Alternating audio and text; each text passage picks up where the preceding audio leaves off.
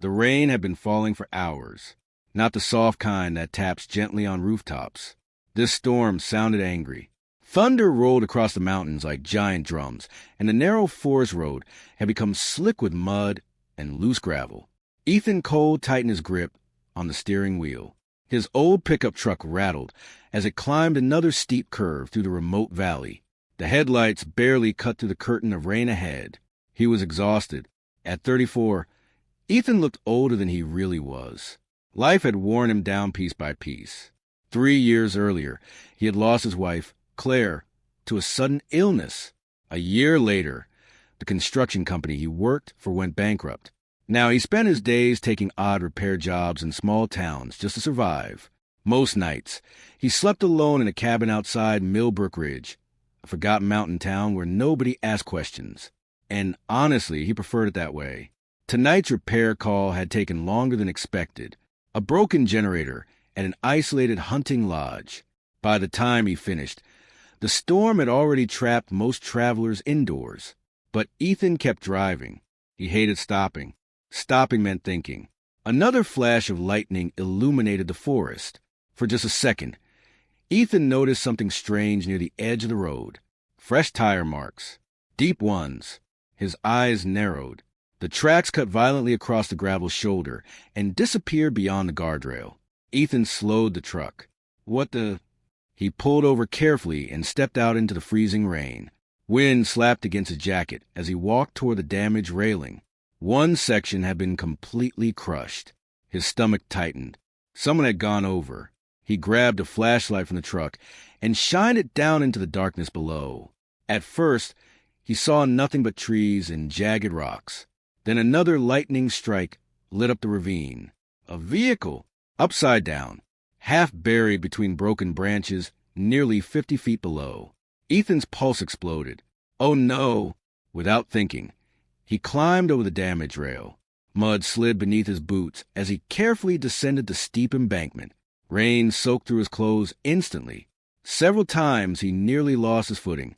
By the time he reached the wreckage, his breathing was heavy. The SUV had been destroyed. Glass covered the rocks like scattered diamonds. Steam hissed from the crumpled engine. The entire front end had collapsed inward. Ethan forced himself closer. "Hello?" he shouted over the storm. "Can anyone hear me?" No answer. He moved to the driver's side. Empty. The windshield was shattered outward. Then he heard it. A faint sound. Not from the front. From the back seat. A weak cry. Ethan froze. His flashlight trembled slightly as he moved around the overturned vehicle.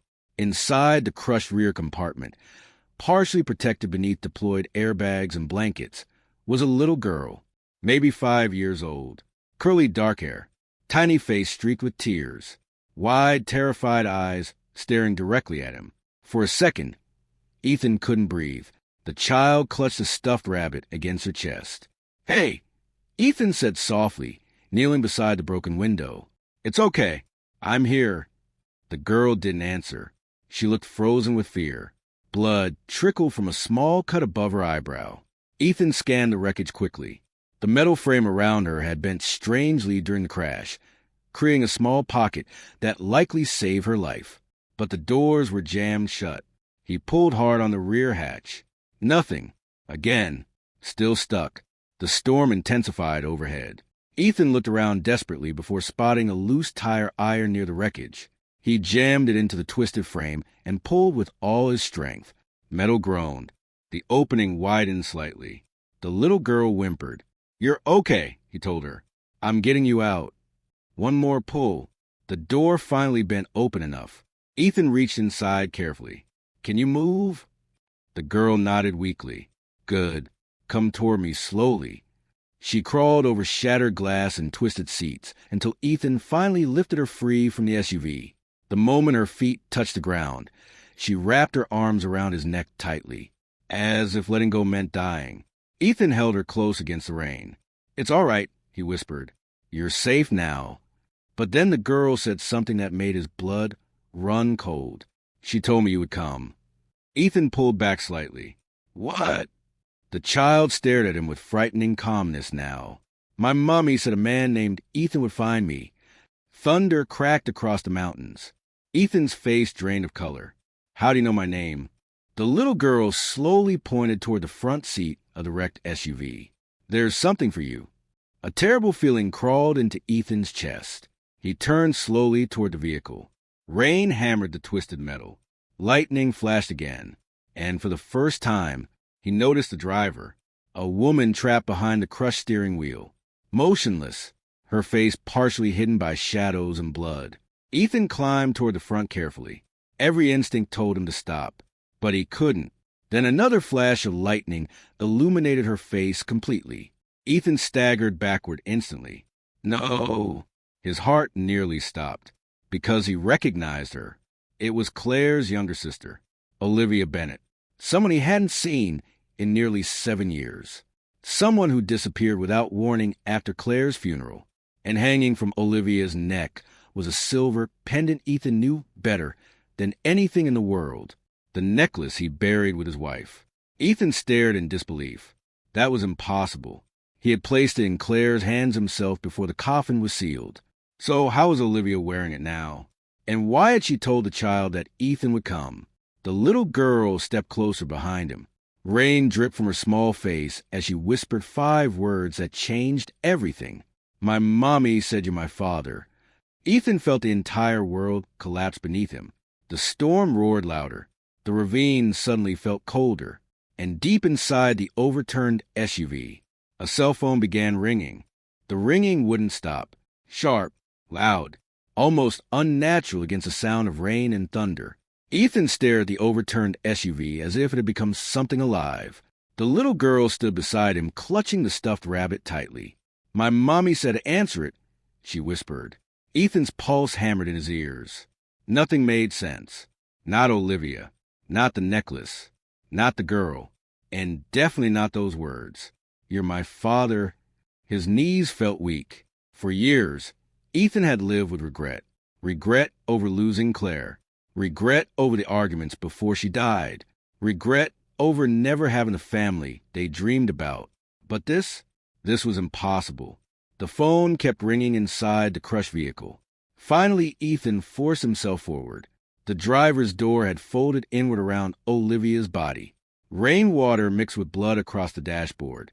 Her eyes were closed. No movement. No breathing. Ethan swallowed hard and reached into the wreckage until his fingers found the glowing cell phone beneath the seat. Unknown number. The call nearly ended before he answered. Hello. Silence. Only static. Then a man's voice spoke calmly. Is the girl alive? Ethan stiffened immediately. Who is this? The voice ignored the question. You need to leave the ravine now. Cold fear crept into Ethan's chest. How do you know where I am? Another pause. Then the man said something terrifying. Because they're already coming back. The call disconnected. Ethan stared at the phone. Rain dripped from his hair onto the cracked screen. What the hell? Then he noticed something else. The battery indicator showed no signal bars. No service. That should have been impossible in the ravine. Yet somehow the call had connected perfectly. A branch snapped somewhere above. Ethan spun around instantly. The little girl grabbed his jacket. Did you hear that? Another sound followed. Footsteps.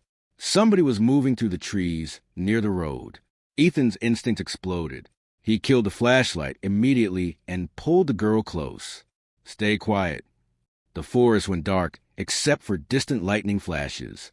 For several seconds, only rain filled the silence. Then a beam of light swept across the ravine from above. Someone with a flashlight. Searching. Ethan's breathing slowed carefully. The little girl trembled against him. Who are they? She whispered. I don't know. But deep down, he had a terrible feeling he did. 2 figures appeared at the top of the embankment, both wearing dark rain jackets. One of them shouted over the storm. The car's down there. Ethan's heart slammed. How'd they find the crash so quickly? Unless they already knew it happened. The second man began climbing down toward the wreckage. Ethan acted instantly. Come on. He grabbed the little girl's hand and moved deeper through the ravine away from the SUV. Mud sucked at their boots as they pushed through thick trees and jagged rocks. Behind them, voices echoed faintly. They're not here.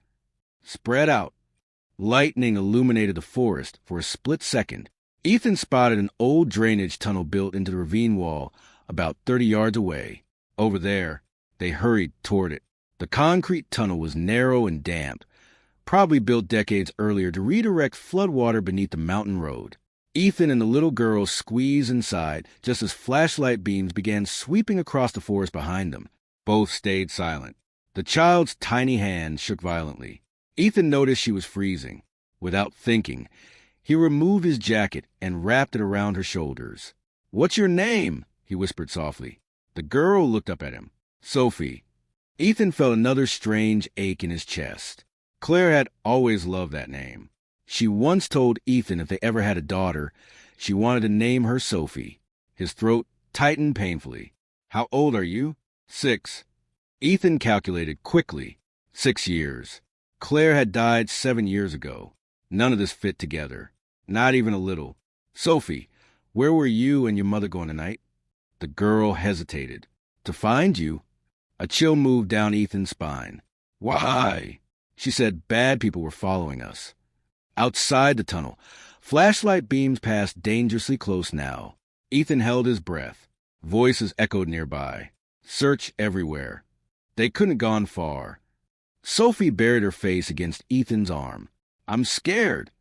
"It's okay," Ethan whispered, though he didn't believe it himself. Then Sophie looked up again. "My mommy said you wouldn't leave me." Those words hit Ethan harder than he expected. He barely knew this child, yet something inside him already felt protective, fiercely protective, as if losing her would destroy him somehow. A sudden memory flashed through his mind. Claire sitting beside a lake years ago, smiling softly. "You know what scares me most?" she once asked. "What?"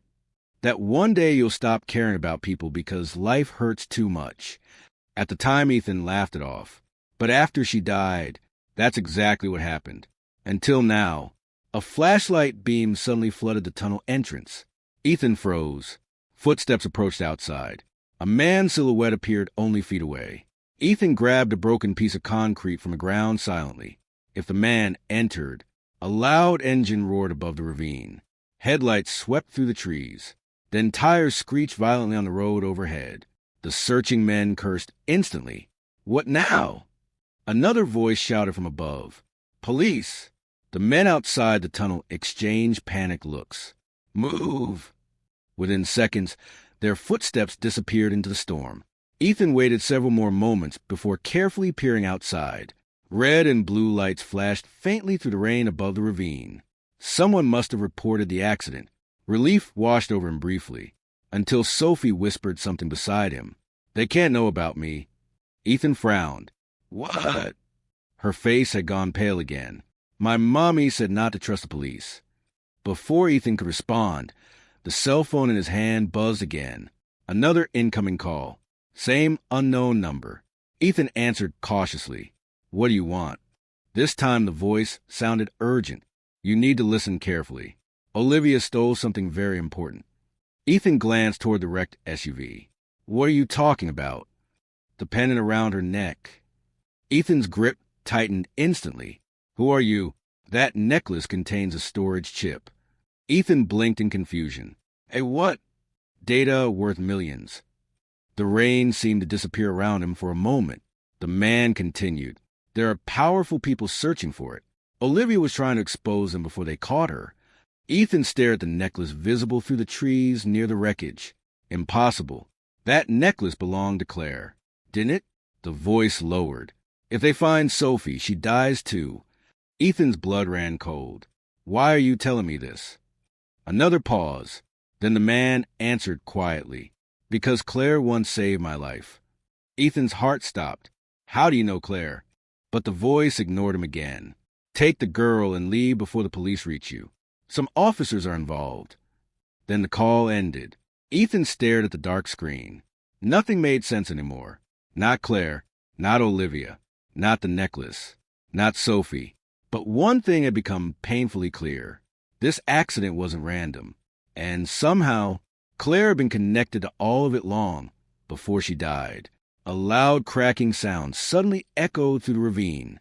Ethan looked up just as part of the wrecked SUV shifted violently against the rocks. Gasoline leaked heavily beneath it now. Then Sophie pointed toward the vehicle in horror. "Mr. Ethan," a small orange glow flickered under the engine. Fire. Within seconds, flames exploded beneath the SUV, and Olivia's body was still trapped inside. The fire spread fast. Too fast. Orange flames crawled beneath the overturned SUV as gasoline poured across the rocks like liquid death. Ethan's instincts took over instantly. "Stay here," he shouted to Sophie. Before she could answer, he sprinted toward the wreckage. Heat slammed against his face immediately. Smoke twisted upward into the rain. Olivia's body remained trapped behind the crushed steering wheel, unmoving. Ethan grabbed the twisted driver's door and pulled with everything he had. Metal screamed. Nothing moved. The fire intensified beneath the engine. "Come on." Ethan growled through clenched teeth. Another violent pull. Still stuck. Then Sophie's terrified scream echoed behind him. "Someone's coming." Ethan turned sharply. Flashlights again. More than before. At least 4 figures descending into the ravine through the storm. Not police. These people moved differently. Faster. Organized. One of them pointed directly toward Ethan. "There!" Panic exploded through him. The flames surged higher beneath the SUV. He had seconds left. Ethan looked at Olivia one final time. Rainwater washed blood down her pale face. For a split second, guilt tore through him. 7 years ago, Olivia disappeared after Claire's funeral without explanation. Ethan always blamed her. Thought she abandoned the family during the hardest moment of their lives. But now, she died trying to reach him. And somehow she had protected Sophie until the very end. The fire burst violently beneath the hood. Ethan stumbled backward. Too late, he ran to Sophie instead, grabbed her hand, and bolted deeper into the forest. Behind them, voices shouted, "They've got the girl. Don't let them escape." Branches whipped against Ethan's face as they pushed through the darkness. Sophie struggled to keep up. The muddy slope became steeper ahead. Then suddenly, gunshots. 2 loud cracks shattered through the storm. Bullets struck a tree inches from Ethan's head. His blood froze. These people weren't trying to scare them. They were hunting them. "Run!" Ethan yelled. Sophie cried as they slid down another muddy incline into a narrow stream, cutting through the ravine. Water splashed around their legs. Another flashlight beam swept dangerously close behind them. Ethan spotted an abandoned ranger shack farther ahead near the trees. Old, half collapsed, but enough for cover. "This way." They sprinted toward it. The wooden shack smelled of mildew and wet dirt. Rain leaked through holes in the roof. Ethan shoved an old cabinet against the broken doorway while both of them fought to catch their breath. Outside, distant voices echoed through the forest. Still searching. Sophie sat trembling in the corner, clutching the stuffed rabbit tightly. Ethan knelt beside her. "Are you hurt?" She shook her head slowly, but her eyes looked terrified. Not just from tonight, from something deeper, like she'd been scared for a long time. Ethan softened his voice. "Sophie, I need you to tell me the truth." The girl looked up silently. "Did your mother ever explain who I am?" "She said you were a good man." "That's not what I mean." Sophie hesitated, then quietly said, "She told me my real father died before I was born." Ethan felt his chest tighten. "Then why did she say I'm your father?" Sophie's lip trembled. She said, if anything happened, I should find Ethan Cole, because he would protect me. Ethan leaned back against the wall slowly. Part of him felt relief. Another part felt even more confused. Then why would Olivia say that? And why had Sophie repeated it so confidently? The storm outside began weakening slightly. Thunder faded farther into the mountains. Ethan finally looked down at the cell phone still in his hand. No signal again. No missed calls. Almost as if the conversations never happened. Something inside him suddenly clicked. The necklace. He looked toward Sophie carefully. "The pendant your mother wore, did she ever let you touch it?" Sophie nodded. She said it was Aunt Claire's. Ethan's heart skipped. Aunt Claire? She talked about her all the time. Ethan stared. Olivia had spoken about Claire to Sophie for years. Why? And why keep Ethan completely out of their lives? Sophie reached into her coat pocket suddenly. My mommy said to give you this if we got separated. She handed him a small silver key. Ethan frowned. Attached to the key was a faded motel tag. Room 214, Pine Falls Motel. His mind raced instantly. That motel sat nearly 30 miles away near the highway. What's there? Sophie shook her head. She said you'd understand. But Ethan didn't understand anything. Then headlights suddenly flashed through the cracks in the shack walls. Someone had found them. Voices approached rapidly outside. Ethan's pulse exploded again. The door handle rattled violently. There's nowhere left to run. Ethan searched desperately around the shack. No weapons. No exits. Only an old floor hatch partially hidden beneath broken boards. He yanked it open. A narrow crawl space underneath. Get down there, he whispered urgently. Sophie climbed inside immediately. The door burst open seconds later. 2 men stormed into the shack, wearing black waterproof jackets. Neither looked like police. One carried a handgun. The taller man grabbed Ethan instantly and slammed him against the wall. Where's the girl? I don't know what you're talking about. The punch came hard. Pain exploded across Ethan's jaw. Wrong answer. The second man searched the shack quickly. Meanwhile, the taller one pulled out a photograph from his pocket and held it near Ethan's face. A photo of Claire. Alive. Recent. Ethan stopped breathing. What is this? You tell us. Ethan stared at the image in complete shock. It was Claire, older than before, but unmistakably her. Same eyes, same smile. Impossible. She died 7 years ago. The man studied Ethan carefully. That's what they wanted you to believe. The world tilted around him. No! Another punch hit Ethan's stomach. He collapsed to his knees, gasping. Where's the necklace? Ethan's mind spun wildly now. Claire alive? It couldn't be real. Could it? The second man suddenly turned toward the floor hatch. I found something. Before he could finish, Sophie's stuffed rabbit flew out from beneath the hatch directly into the room. The men froze. Damn it. The taller man smiled coldly. Well, now. He stepped toward the hatch slowly. Ethan reacted without thinking. He grabbed a rusted metal pipe from the floor and swung it hard into the man's knee. A sickening crack echoed through the shack. The man screamed and collapsed. The second guard raised his gun instantly. But Sophie suddenly appeared from beneath the hatch, holding a small flare gun. Her tiny hands trembled violently. My mommy said bad men are afraid of fire. She pulled the trigger.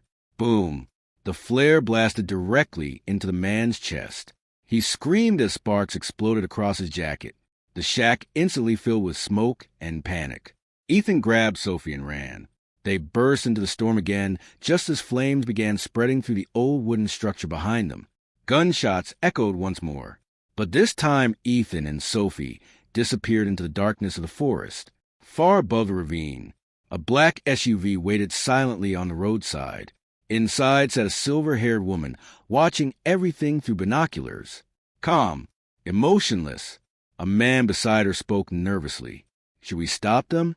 The woman slowly lowered the binoculars. No. She stared into the darkness where Ethan and Sophie vanished. Then she whispered something that changed everything again. After all these years, Claire's husband finally found a child. The man looked confused.